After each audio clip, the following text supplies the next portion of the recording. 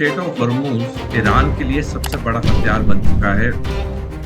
तो Iran state of Hormuz पे तो नियंत्रण कभी छोड़ेगा नहीं। अगर अमेरिकी सेना का एक भी युद्ध पोत डूब गया तो डोनाल्ड ट्रंप तो वहीं पे डूब जाएंगे। अमेरिका में सैनिक तौर पे ना भिड़ने की ताकत है ना हिम्मत है। ट्रंप के पास एक ही विकल्प है इस युद्ध से विजेता के तौर पर निकलने का, वो है परमाणु हथियार। वो ट्रंप में अब हिम्मत नहीं। डोनाल्ड ट्रंप ने ये परमाणु हथियार इस्तेमाल किया फिर तो उनकी हार 100% निश्चित है। जैसा था कि टैक्स दो और ले जाओ अपने जहाजों को। उधर अमेरिका ने इस शांति वार्ता को फेल होने के बाद तुरंत कहा कि अब हमें हमारी नेवी मोर्चा संभालेगी और जिन जिन जहाजों को ईरान रोकेगा समंदर में उनको हम पार करवाएंगे। तो क्या अब ये जंग जो ईरान के ऊपर अमेरिका और इजराइल ने शुरू करी थी मिलके, खूब हुई, खूब लोग मारे गए, नुकसान हुआ दो तीनों तीनों लोगों का, तीनों लड़ने वाले देशों का। उसके बाद अब होर्मुज पे आके क्या ये सारी लड़ाई नहीं टिक गई है? अब क्या ये समुद्र में लड़ाई शुरू करेंगे आमने सामने, या ये अब इसको टाल पाएंगे? क्योंकि देखिए ईरान पीछे हटने को तैयार नहीं, क्योंकि उसकी जीत नजर आ रही है उसे इसमें ना हटने में, और अमेरिका को अपनी बेइज्जती नजर आ रही है अगर वो स्टेट ऑफ हॉर्मुज को खाली छोड़ देता है। जी।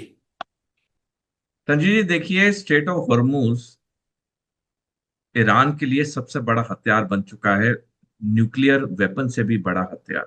जैसे हमारे गले में एक नस होती है जिसे जुगुलर वेन कहते हैं, अगर वो कोई नस दबा दे तो इंसान ज्यादा देर तक जीवित नहीं रह सकता।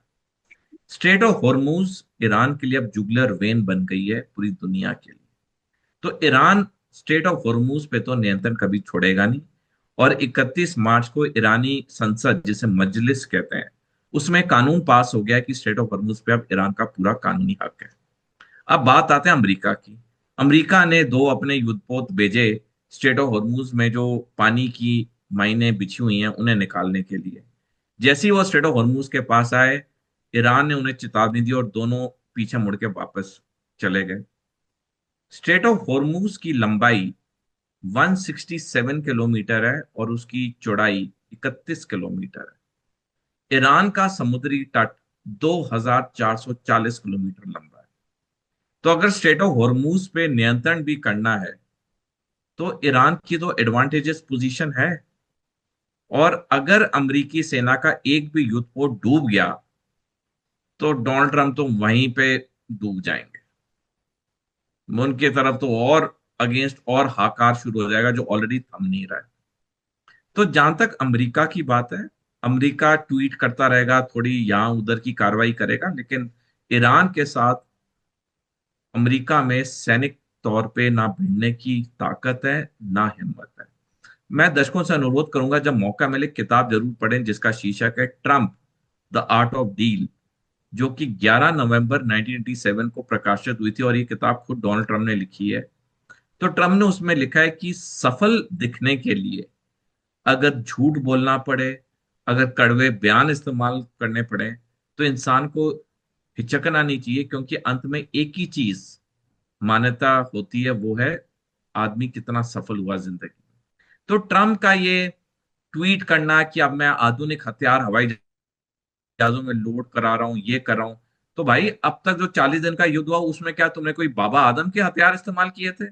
उसमें भी तो तुमने आधुनिक हथियार ही इस्तेमाल किए थे। ट्रंप के पास एक ही विकल्प है इस युद्ध से निकल के विजेता के तौर पर निकलने का, वो है परमाणु हथियार।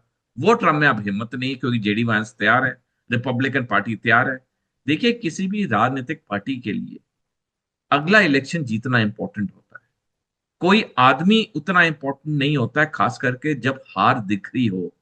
रिपब्लिकन पार्टी को नवंबर में जो मिड टर्म इलेक्शन उसमें हार दिख रही है, और अगर डोनाल्ड ट्रंप ने यह परमाणु हथियार इस्तेमाल किया फिर तो उनकी हार 100% निश्चित है।